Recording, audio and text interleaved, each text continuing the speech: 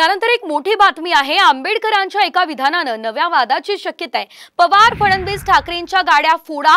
परभणीच्या गंगाखेडमध्ये आंबेडकरांनी हे विधान केलेलं आहे आणि त्यामुळे या विधानावरून वाद होण्याची शक्यता आहे। पवार फडणवीस आणि ठाकरेंच्या गाड्या फोडा हे विधान त्यांनी केलेलं आहे।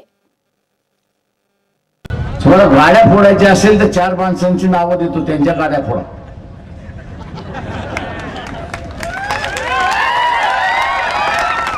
एक कोण?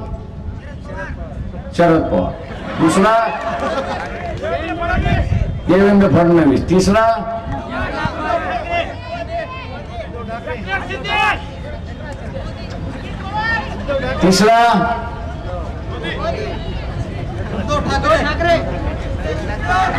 झालं, उद्धव ठाकरे झाले।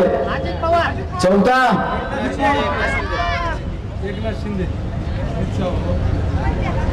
देवेंद्र